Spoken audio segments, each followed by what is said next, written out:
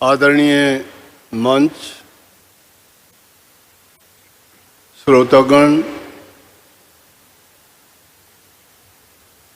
हम हरियाणा से आते हैं। राधा स्वामी मत के अनुयायी हैं और ये कोई अलग मत नहीं है।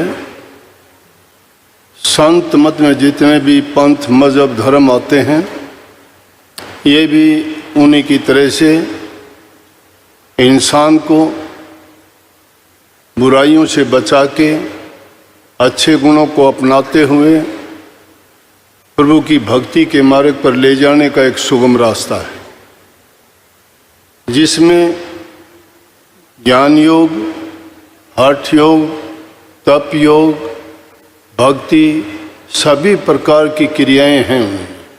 मुख्य रूप से हम सुरत शब्द योग के अभ्यासी हैं और शब्द भक्ति, जिसको सब मतों ने, सब धर्मों ने और सब संतों ने बताया है, सबकी शिक्षा बहुत अच्छी, इंसान को प्रभु भक्ति की ओर लगाने वाली है। यहाँ आने के बाद हमें बहुत अच्छा अवसर ही नहीं मिला, बल्कि देख के मन को एक बहुत ही शांति और विशेष प्रकार का प्यार मिला, जिसको पाके हमें लगता है जैसे किसी दूसरी दुनिया में ही पहुंच गए।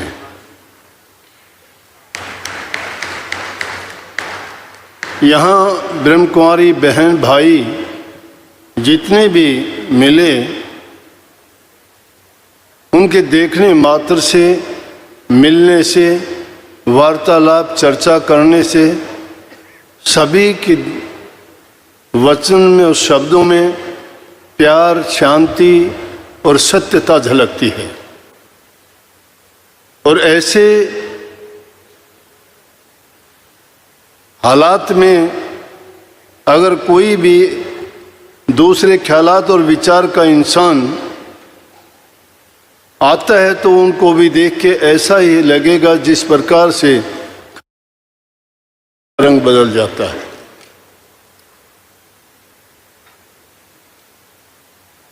बड़ी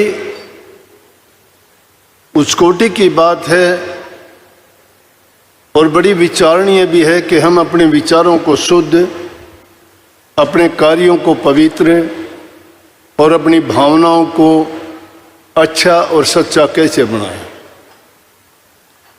अगर यही बात इंसान की सुधर जाती हैं, अच्छे गुण आ जाते हैं, सब बुराइयां दूर हो जाती हैं, तो वो इंसान नहीं रहता, वो देवतुल्य तो तभी बन जाता है।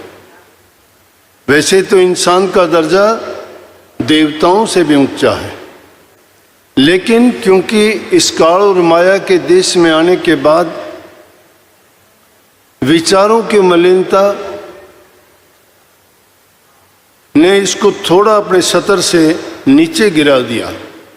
लेकिन समय समय पर महापुरुष एक उद्देश्य लेके यहाँ प्रकट होते हैं और उनको रास्ता दिखाते हैं सत्य का, भक्ति का और जीवन को सुधार का। अब बात आती है कि हमारे मन में अनेकों प्रकार के विचार जो पैदा होते हैं, उनका कारण क्या है? उनके लिए एक बात नहीं होती।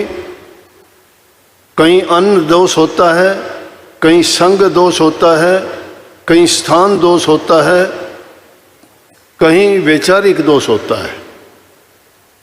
अनेक प्रकार के लोगों से मिलना होता है, अनेक प्रकार की चीज़ें हम दुनिया में देखते हैं। देखने से, सुनने से, बोलने से और विचार करने से, वार्तालाप करने से हमारे मन पर उन बातों का बहुत असर पड़ता है। इसलिए सबसे अच्छी और पहली चीज़ है कि इंसान का खान पान शुद्ध और पवित्र होना चाहिए, क्योंकि हमारे शरीर में 5 कोष हैं और उनमें पहला कोष है अन्नमय कोष। और अन्न जब शुद्ध और पवित्र होगा, सुना होगा आपने कि इंसान जैसा अन्न खाता है वैसा उसका मन भी हो जाता है। जैसा मन होगा उसमें वैसे ही विचार भी बनेंगे, और जैसे भी विचार होंगे उनका तत्व निकल के उनका ज्ञान भी वैसा ही होगा, और उसे ज्ञान का भी सार निकलता है तो उसके विज्ञान में उसके सोच और ख्यालात वैसे ही बन जाते हैं, और उसी से आनंदमय कोष बनता है, जिससे इंसान को शांति मिलती है, विचारों की शुद्धता और पवित्रता आती है। जब अन्न शुद्ध नहीं है तो मन शुद्ध होने का सवाल ही पैदा नहीं होता। अन्न बनाने वाला कौन है, अन्न आया किस तरीके से है, अगर वो किसी गलत तरीके से कमाया गया है, किसी गलत व्यक्ति से लिया गया है, अन्न को बनाने वाले के विचार कैसे हैं। इसीलिए जब संत महात्माओं के आश्रमों में आप जो प्रसाद ग्रहण करते हैं उसको प्रसाद बोलते हैं। अगर बाहर से कहीं लेके आते हैं तो उसको उसकी चीज़ के नाम से पुकारते हैं। कोई लड्डू कहता है, कोई बर्फ़ी बोलता है, कोई उसको पतासे बोलता है, कोई कुछ बोलता है, लेकिन जब वहाँ आता है तो उसको प्रसाद हो जाता है, क्योंकि शुद्ध और पवित्र रूह जब उस पर अपनी दृष्टि डालते हैं, उनके जैसे ख्यालात होते हैं उस ख्यालात का असर भी उस चीज़ पे पड़ता है। अब अन्न को बनाने वाले के विचार और ख्यालात कैसे हैं। अगर कोई एक इंसान दुखी मन से प्रसाद बना के देता है, खाने वाले के कभी विचार अच्छे नहीं हो सकते। अगर कोई रोते हुए किसी प्रसाद को तैयार करता है तो खाने वाले को कभी भी शांति नहीं मिल सकती। इसलिए ये अन्न और आया किस प्रकार से है, अगर वो किसी गलत तरीके से, कोई चोरी से, कोई हेरा फेरी से, या किसी को परेशान करके, या कोई दूसरे रास्ते से वो अन्न लाया गया है, ऐसे अन्न के खाने से उस इंसान के कभी भी विचार अच्छे नहीं बनते। तो पहली चीज़ है कि इंसान को अन्न शुद्ध और पवित्र होगा तो उसके विचार क्या, उसका जीवन ही पवित्र हो जाएगा, और उसी से हमारे सारे भावनाएं भी, हमारे कर्म भी वैसे ही बनेंगे। क्योंकि जब हमारे विचार शुद्ध होंगे उसको विपरीत चीज़ें फिर अच्छी नहीं लगती, उनको फिर दूसरी जो चीज़ें जिनको हम नकारात्मक सोच कह सकते हैं, जिनको पाप कर्म भी कह सकते हैं, जिनको हम बुरी भावना कह सकते हैं, वो फिर अपने आप ही दूर चली जाती है। इसलिए हमें चाहिए संग भी अच्छा होना चाहिए। इंसान जैसे लोगों का संग करता है, चाहे आप लाख अच्छे कर्म करते रहो, लेकिन किसी के साथ बैठोगे तो काजल की कोठड़ी में कितना भी चतुर और सियाना इंसान जाता है तो भी कहीं ना कहीं उसको छोटा मोटा दाग लग ही जाता है। जाने की ज़रूरत नहीं, देखने की ज़रूरत नहीं है, लेकिन अगर उनके आप कहोगे कि मैं उनके साथ बैठ के कुछ करता ही नहीं हूँ, मैं वो जो काम करते हैं वो नहीं करता, लेकिन अगर उनका संग करोगे तो कभी ना कभी वो दुर्गुण हमारे अंदर प्रवेश कर जाएंगे और हमारे विचारों को जरूर विचलित कर देंगे। तो हमारे मन में कभी भी उन चीज़ों को निकालने का फिर अवसर नहीं मिलता। इसलिए महापुरुषों का संग करोगे, महापुरुषों के दर्शन करोगे, उनके पास जाके उनके वचन को सुनोगे, वो अपनी तरफ से जो अपने शुद्ध विचारों के और तुम्हारे ऊपर जो दृष्टि डालेंगे, उनके अंदर जो शक्ति है वो हमारे अंदर प्रवेश करेगी, वो हमें शांति देगी। जिसकी वचन में शांति नहीं है वो दूसरे को शांति नहीं दे सकता। इसलिए संत महापुरुषों ने नाम की कमाई की है। प्रभु का गुण ये है कि जो उनके दर्शन पाता है वो दर्शन करके उसको सुख, शांति, खुशहाली, हर प्रकार से सुखी रहता है। इसीलिए तो हम सारे काम छोड़ के कहते हैं कि प्रभु की भक्ति करें, उनके दर्शन पाएं। सारी चीज़ें संसार की मिल जाएंगी लेकिन शांति नहीं मिलती है। हम यहाँ आके बोलते हैं ना ओम शांति। ओम शांति का मतलब यही है कि हमें प्रभु शांति दे, और उसके नाम के जाप से, दूसरे नामों के लेने से आपको शांति नहीं मिलती, क्योंकि शांति शांति कहने से ही हमें शांत वातावरण, शांत मन की भावनाएं होती हैं, और मन की शुद्धि और पवित्रता भी इसी नाम से होती है। इसीलिए बार बार उस नाम का चिंतन करना चाहिए, सुमरण करना चाहिए, हमारे हृदय से उसका विचार करना चाहिए। अब यूं तो जबान से कहते रहें, भेष बदल लेने से कुछ नहीं होता। इंसान के कर्म पवित्र होने चाहिए, और कर्म जब पवित्र होंगे तो सब अपने आप ही शुद्ध होते चले जाएंगे।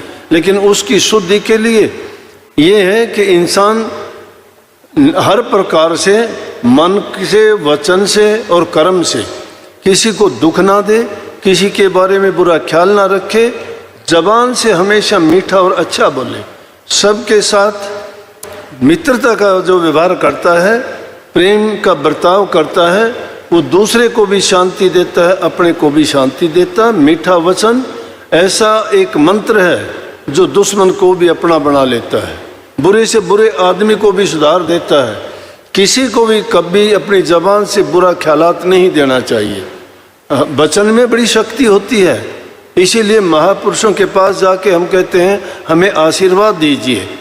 और आशीर्वाद वो हमें अपने बूढ़े बुजुर्गों से, अपने माँ बाप से, अपने गुरुजनों से, हमारे से जो भी उम्र दराज हैं या प्रभु की भक्ति करने वाले हमसे पहले से ही जो इस लाइन में लगे हुए हैं, उनके संग बैठेंगे, उनके विचार सुनेंगे तो हमारे विचार अपने आप पवित्र होंगे।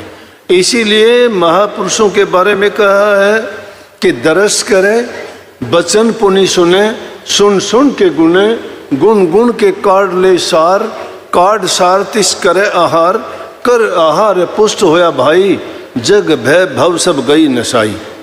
ये चीज़ें जब दूर हो जाती हैं तो भक्ति कोई मुश्किल बात नहीं है। हम चाहते हैं ध्यान लगाना, कहते हैं कि मेडिटेशन करते हैं। मेडिटेशन कहाँ करते हैं? बातों से मेडिटेशन होती नहीं है। मेडिटेशन जब होगी जब हमारे विचारों का सोच विचार रुक जाएगी, जब हमें कुछ दुनिया में दूसरी चीज़ की तरफ ना हमारा मन जाएगा, ना हमारा ख्याल जाएगा, ना खाली हो जाएंगे अंतर से, सिर्फ एक ही चीज़ रह जाएगी और वो चीज़ प्रकाश में बदल जाएगी। और वो कब स्थापित होगी?